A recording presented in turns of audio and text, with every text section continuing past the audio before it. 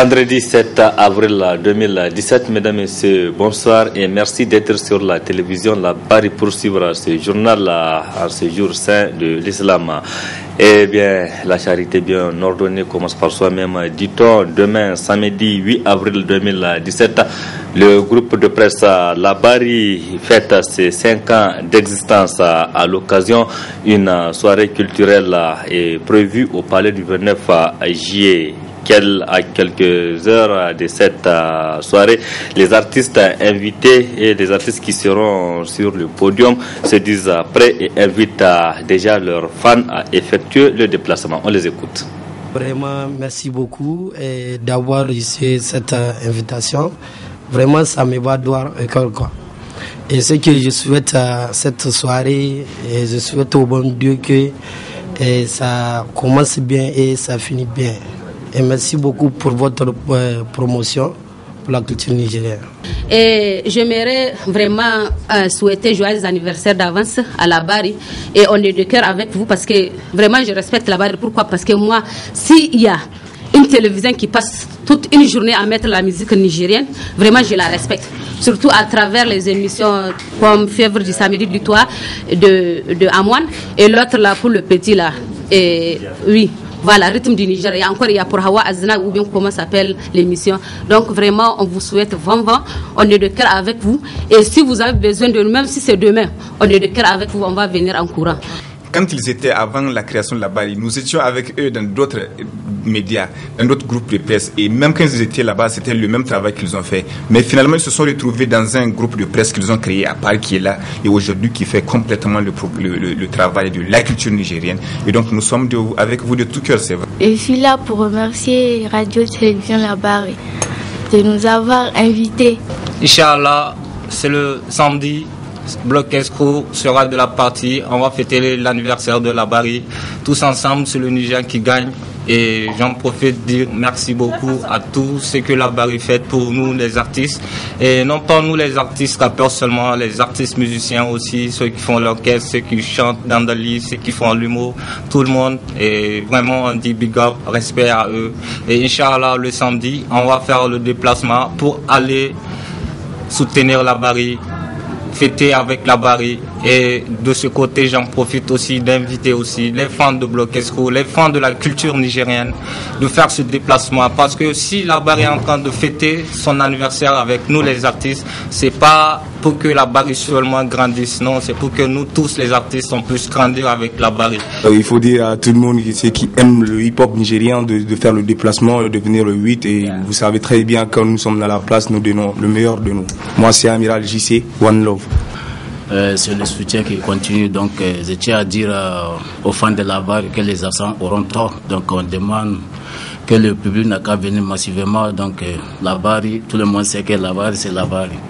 C'était donc à l'instant les artistes qui invitent leurs fans à effectuer le déplacement du palais de 29 juillet demain à partir de 20h. Et bien sûr, pour parler de cet événement, nous recevons sur ce plateau un des membres du comité d'organisation. Il s'agit de M. Amouane Salifo. Amouane, bonsoir. Oui, bonsoir Hassan, bonsoir à tous les téléspectateurs qui suivent ce journal. Donc vous êtes sur ce plateau, Amouane, c'est pour parler des préparatifs donc du 5e anniversaire du groupe de presse La Bari qui sera célébré demain à travers une soirée culturelle au niveau du palais du 29 juillet. Et à quelques heures de cet événement, Amouane, où est-ce que vous en êtes à ce point préparatif? Merci. Permettez-nous d'abord de rendre grâce à Dieu le Tout-Puissant, le miséricordieux, lui qui nous aura en tout cas permis d'être à ce stade d'organisation. Et nous avons eu à le dire, et s'il faut faire encore de tautologie, nous allons le faire, parce qu'il faudrait que tout Niamey, il faudrait que tout le peuple nigérien, il faut le dire, sache un peu comment est-ce que nous sommes en train d'organiser cet événement, parce que nous l'avons toujours dit, La Bari, c'est pour le peuple nigérien. Et si nous sommes aujourd'hui ce que nous sommes, c'est grâce à ce peuple, c'est grâce à ces auditeurs, c'est grâce à ces milliers de téléspectateurs qui nous suivent, qui nous appellent, qui nous encouragent chaque fois. Et nous avons eu à le dire hier à la conférence de presse que nous avons tenue. Vous avez vu tout à l'heure dans l'élément qui vient de passer avec ces artistes. Les artistes, en tout cas, ont décidé de nous accompagner et nous pensons que c'est de bonne guerre. Par rapport à l'aspect organisationnel, il faut le dire, tout est fin prêt. Nous n'attendons que les quelques heures qui restent encore pour nous retrouver au Palais des Sports en compagnie de nos auditeurs, ceux-là qui nous écoutent, en compagnie de nos téléspectateurs, ceux-là qui nous suivent, en compagnie de ces personnes ressources, en compagnie, il faut le dire, de ces auditeurs et téléspectateurs de l'ombre, parce qu'il y en a parmi ces auditeurs et téléspectateurs qui nous suivent, qui nous regardent, mais qui n'appellent jamais, ou bien qui n'appellent jamais en tout cas ces auditeurs. Donc ce serait l'occasion en tout cas de se voir en face pour pouvoir faire la fête ensemble. Par rapport toujours à l'aspect organisationnel, il faut le dire, tout est fin prêt. Nous avons eu déjà à caler tous les éléments nécessaires pour la très bonne organisation, côté sécurité, et côté sonorisation, côté artistique également. Donc nous n'attendons que le jour J en fait. Tout est fin prêt. On a vu l'engouement au niveau des pagnes que les gens viennent ici. Apparemment, le stock est épuisé. Oui, tout à l'heure, avant qu'on ne vienne sur ce plateau, il restait 2 à 3 complets seulement qui restaient. Et en montant les escaliers tout à l'heure, j'ai rencontré en tout cas quelques personnes qui venaient. Certainement qu'à l'heure actuelle, ils ont pris les derniers restants. Il faut le dire qu'on a épuisé le stock. Donc, question de dire que franchement, maintenant, tout est fin prêt. Nous remercions encore une fois de plus Dieu le Tout-Puissant. Nous remercions ses auditeurs. Nous remercions ses téléspectateurs. On ne cessera jamais de le dire. En tout cas, tout est fin prêt. Et qu'en est-il des billets d'entrée? Les billets d'entrée, il faut le dire, nous l'avions fini depuis hier. Mais nous nous sommes dit qu'il faut encore attendre demain. C'est vrai que les gens viennent. Comme vous l'avez remarqué, là vous avez vu un peu l'engouement depuis 48-72 heures ici au niveau de la Bari.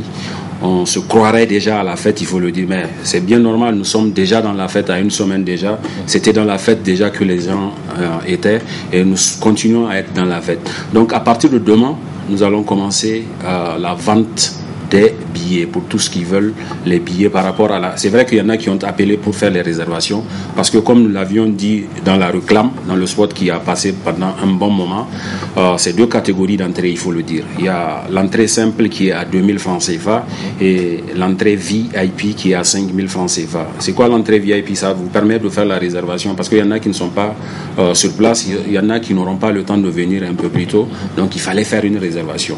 Donc c'est à cette catégorie de personnes là que nous avons réservé justement ces réservations-là. Donc l'un dans l'autre, toutes les 2 catégories de tickets là seront en vente à partir de demain. Et voilà. Déjà, vous pouvez nous indiquer les différents points de vente que vous avez? Les points de vente, ça va être ici au niveau de la Bari. Et nous déjà, à partir de demain à 8h déjà, nous serons du côté du Palais des Sports. Donc il y aura une personne, quelques personnes qui seront affectées là-bas pour ce qui concerne la vente des tickets. Et ceux qui veulent également peuvent venir directement au niveau du groupe de presse La Bari pour s'en procurer.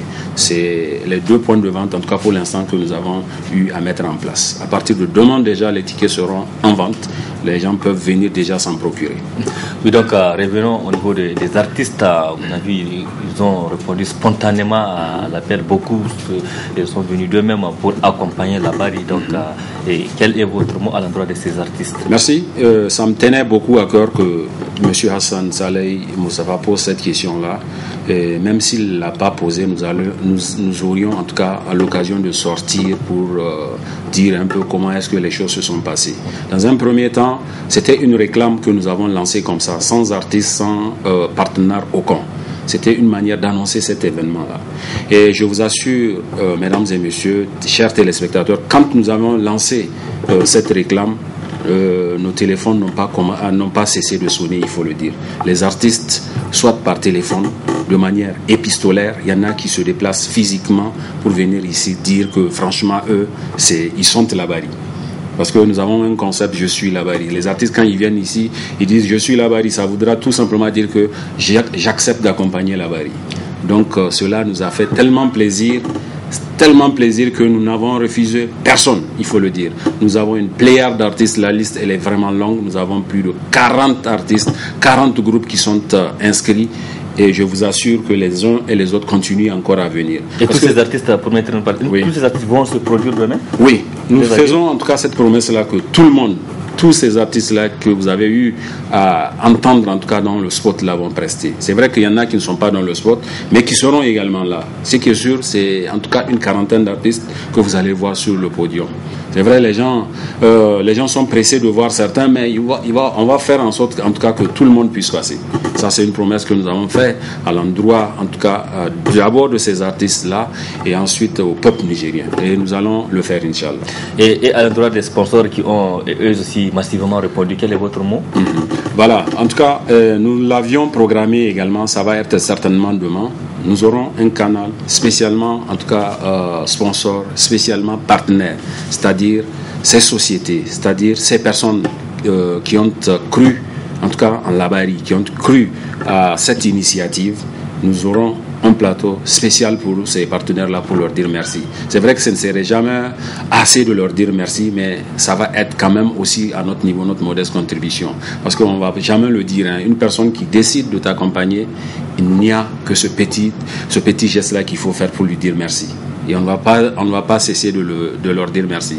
Il faut le dire, ils sont nombreux. Depuis qu'ils ont entendu, en tout cas, cet événement, cette aventure, qui ont décidé, en tout cas, de faire chemin commun avec nous.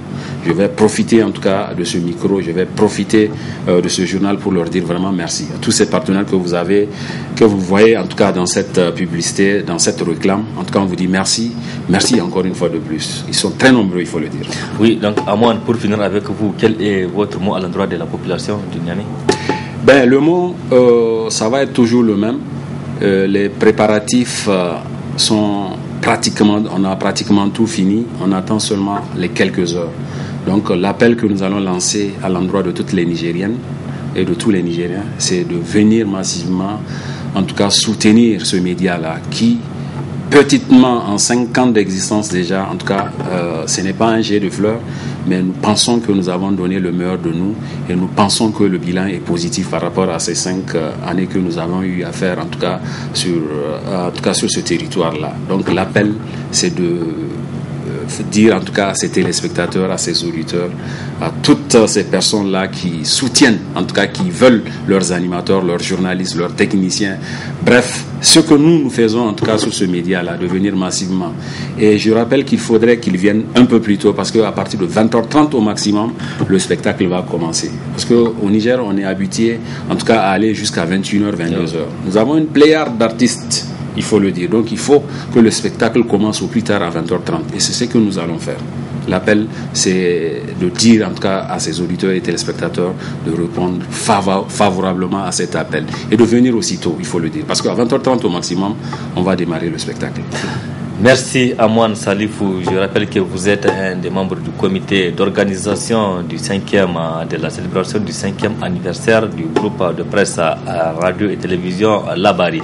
Rendez-vous donc demain à partir de 19h30 au niveau du palais du 29 G. La suite de cette édition est toujours avec les artistes. Le mouvement Rasta prend d'ampleur de plus en plus donc chez les jeunes au Niger.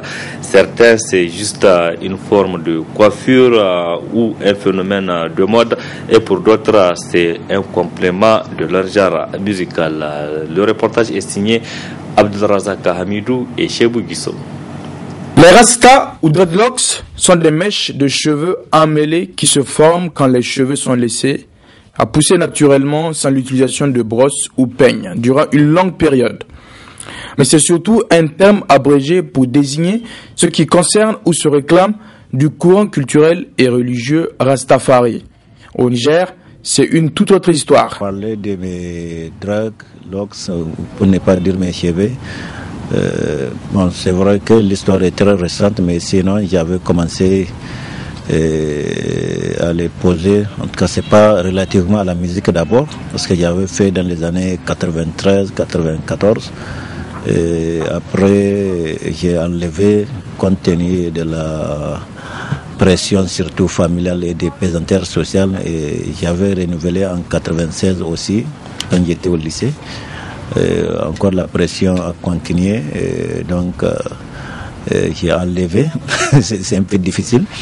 Et ça, donc il a fallu en 97, quand j'ai été à l'université aussi encore, donc j'ai recommencé Donc véritablement, donc ça a précédé ma carrière musicale parce que moi j'avais commencé en 96 timidement, mais véritablement en 97 avec les camarades du campus.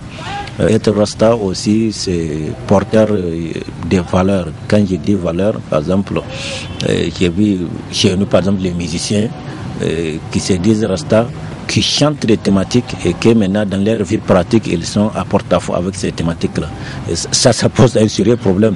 Donc je crois bien que ce qu'un Rasta chante ou ce qu'il dit, il doit l'incarner lui-même pour soi d'abord et pour les autres. Le mouvement Rasta est né à New York après qu'un Jamaïcain du nom de Marcus Garvey ait prédit dans le ghetto de Harlem qu'un roi noir allait être couronné en Afrique et qui rassemblerait les tribus perdues pour les libérer et les ramener en Afrique. Haïlé Sélassié.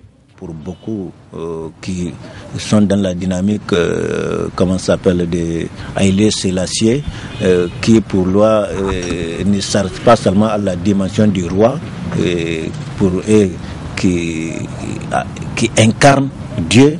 Donc ça pose un problème sérieux, par exemple, pour un chrétien Rasta ou pour un musulman Rasta. Ça c'est sérieux. Donc il ne peut pas s'inscrire dans une dynamique religieuse. En Afrique, et principalement au Niger, c'est surtout les reggaeman qui ont les dreadlocks. Et pour beaucoup, ça va de pair. Le reggae, quand tu acceptes d'être reggaeman, là c'est comme si tu acceptes toutes les conditionnalités, tous les comportements qu'un reggaeman doit adopter, à savoir laisser les cheveux longs, et transmettre le message, un message vraiment très fort dans ses chansons. Donc là, à savoir, bon, peut-être la société, certains sont mal vus, certains aussi ne sont pas mal vus, puisque nous sommes dans une société fataliste ici au Niger où beaucoup disent qu'il suffit d'orienter une voix un peu anti-religieuse pour qu'on dise que Kadrani Allah est saut. Quand j'avais commencé la musique, et particulièrement aussi la musique reggae, je dis que ça va de pair, donc j'ai continué dans cette expression de révolte et avec des thématiques que je développe de façon beaucoup plus sociologique pour m'interpeller moi-même, interpeller la société et la conscience collective par rapport surtout à ces devoirs. Vous, être Rasta, c'est quoi? Bon, ça dépend de l'angle sur lequel on se place, mais pour moi, être Rasta, je l'ai toujours dit dans les conférences, pour moi, être Rasta, d'abord, c'est être un porteur d'une philosophie, et être un modèle pour soi-même et pour les autres. D'autres considèrent le rastafarisme comme un mode de vie, une philosophie, mais nullement une religion. Situation difficile pour les habitants du quartier Yantala, communément appelé Gabriel Kwara, qui déplore les coupures intempestives d'électricité. En plus de ces coupures, ces habitants sont menacés par un poteau électrique qui risquerait de prendre feu à tout moment. Les cris des riverains dans ce reportage signé Nasser Dantofo et Sadou Doumi. De par les coupures intempestives auxquelles font face les populations de Niamey, à Yantala, non loin de chez Gabriel Kwara, les habitants de ces quartiers sont menacés par un poteau électrique de la Nigélec qui, visiblement surchargé, crépite des étincelles électriques et c'est souvent tard dans la nuit, sémant ainsi la psychose dans ces quartiers. Nous avons des poteaux qui nous dérangent à chaque moment. Maintenant, ça fait à peu près quelques 6 mois. On avait pu contacter l'Angélec une fois, ils ne nous ont pas répondu. La deuxième fois, ils nous ont répondu, mais trop tard. C'est à ce moment qu'ils sont venus seulement nous dépanner. Après ça commence à nous menacer dans le quartier. Les gens ne dorment pas, des fuites de masse à chaque moment, partout. Donc on avait parti réclamer une deuxième fois et jusqu'à présent, ils ne nous ont pas répondu. Donc, à nos jours, quand je vous parlais maintenant, nous avons un problème d'électricité. Parce qu'à chaque moment, vers 2h, 3h du matin, c'est à chaque moment que les tensions se multiplient.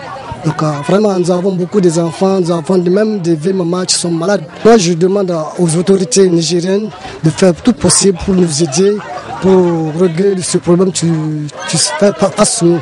à notre quartier. Situation regrettable pour une société comme la Nigélec qui déjà n'arrive plus à satisfaire convenablement ses clients. Au pire, il les expose à un danger imminent si jamais ces poteaux électriques arrivent à prendre feu. Atelier de vulgarisation du répertoire des radios communautaires du Niger. Le dit répertoire permet au Conseil supérieur de la communication CSC de contrôler donc les différentes radios communautaires installées au Niger. Au total, elles sont plus de 180 dans plusieurs régions du Niger. Le compte rendu avec Asma Ousseidou et Halidou Bourema. Le répertoire des radios communautaires du Niger, objet de cet atelier de vulgarisation, est fruit du partenariat entre le projet d'appui au cycle électoral du Niger et le Conseil supérieur de la communication. Le projet d'appui au cycle électoral du Niger PASSEN avait comme principale mission d'accompagner les autorités nationales du Niger, notamment la CENI, le Conseil supérieur de la communication et toutes les autres institutions dans l'organisation d'élections démocratiques et paisibles au Niger. Au vu des résultats atteints, nous pouvons dire que nous avons réussi cette mission. En tant que médias de proximité, les radios communautaires constituent un maillon essentiel dans le développement des communautés à travers la vulgarisation et la sensibilisation des questions prioritaires nationales. Cette fonction est d'une importance capitale, surtout à l'occasion de la conduite du processus électoral pour lequel ces médias ont joué un rôle avant-gardiste pour la paix et la quiétude sociale en 2016. Pourquoi le Programme des Nations Unies pour le développement PNUD, à travers le PASSEN, n'a pas hésité à accompagner le Conseil supérieur de la communication dans l'élaboration de ce document de référence. Pour le président du Conseil supérieur de la communication CSC, l'élaboration de ce répertoire procède de la volonté du CSC de localiser toutes les radios communautaires installées sur le territoire du Niger afin de faciliter le suivi en termes de respect de leur cahier de charges. Depuis la libéralisation de la communication audiovisuelle, intervenue suite à l'adoption de l'ordonnance 93-31 du 30 mars 1993, le Niger compte aujourd'hui 184 radios communautaires réparties dans les 8 régions administratives du pays.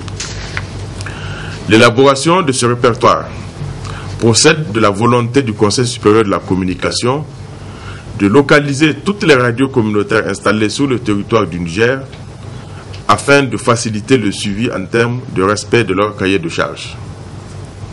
La publication de ce répertoire vise également à mettre à la disposition de l'État et de ses démembrements, des partenaires techniques et financiers, de la CENI, des ONG et associations de développement, un outil leur permettant d'exploiter toutes les potentialités de leur travail d'information, d'éducation et de communication.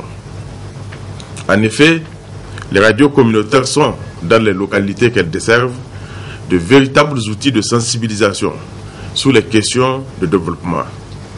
Elles sont aussi un vecteur de paix et de cohésion sociale si elles sont utilisées à bon escient. Raison pour laquelle le Conseil supérieur de la communication a estimé qu'il est nécessaire de répertorier toutes ces radios communautaires sur la base des autorisations qu'il a accordées, mais aussi de savoir celles qui sont fonctionnelles et celles qui ne marchent plus. Ce travail permettra d'une part de renforcer les premières, c'est-à-dire les radios qui sont fonctionnelles, et d'autre part de réhabiliter les secondes. Cette cérémonie a pris fin par une remise symbolique du document de répertoire des radios communautaires du Niger par le président du Conseil supérieur de la communication. Un autre atelier qui s'est tenu ce vendredi à Niamey, mais cette fois à la maison de la presse, c'est celui de restitution du rapport d'étude sur le cadre légal et juridique du secteur minier au Niger. Le compte rendu avec Nafissa Hassan et Chebou Guissou. Présenter le rapport sur le cadre légal et juridique du secteur minier au Niger à travers cet atelier de restitution d'études, tel est l'objectif que s'est assigné l'Institut de recherche de promotion du développement en Afrique, IRPAD. Une étude qui vise à lutter contre la fuite des flux financiers en Afrique. Nous sommes là pour faire la restitution d'une étude que cette organisation URPED a bien voulu mener dans le cadre d'un projet global dont la première partie a été consacrée aux flux financiers illicites, n'est-ce pas, en Afrique de l'Ouest, dans 5 pays africains, dont le Niger. Et ce matin, la seconde étude, c'est sur le volet du secteur, du cadre légal et juridique du secteur minier en Afrique. Et cette étude, effectivement aussi, concerne au-delà des 5 pays dans lesquels il y a déjà eu, l'étude sur les flux financiers illicites concerne encore d'autres pays, d'où 8 pays africains. L'objectif de l'étude ou du projet global, c'est d'amener après, n'est-ce pas, à lutter contre la fuite surtout des flux financiers illicites en Afrique. Pour atteindre ces objectifs, le programme vise à former plusieurs acteurs. C'est la formation des hommes et des femmes des médias, les journalistes, parce que c'est les journalistes qui portent plus loin ce qui se raconte dans les 4 murs. Donc voilà de manière synthétique le projet même en question. Mais ce matin, c'est surtout la restitution de l'étude sur le cadre légal et juridique du secteur minier, et dans notre cas, c'est le cas du Niger. L'URPED est une ONG qui couvre 6 pays d'Afrique de l'Ouest et lutte pour la transparence dans le secteur minier en matière de flux financiers illicites. Point final de cette édition. Merci à vous qui l'avez suivi. Restez en compagnie du programme de la télévision Labari. Au revoir, excellente nuit à toutes et à tous. Bon début de week-end et surtout rendez-vous demain à partir de 19h30 au palais du 29 juillet. Au revoir.